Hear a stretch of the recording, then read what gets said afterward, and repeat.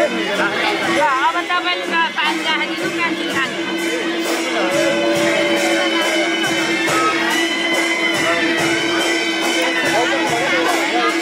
के भएर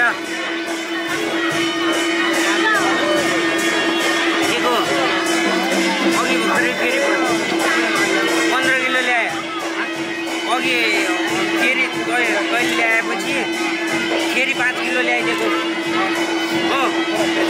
उसैले ल्याइदिएको फोन गरिसकेको छु हो आउँदैछ हो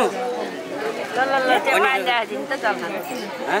तपाईँले पानी राखिदिनु कान्छीले जल खानु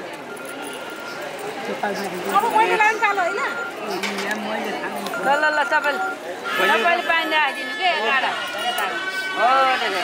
मैले यसो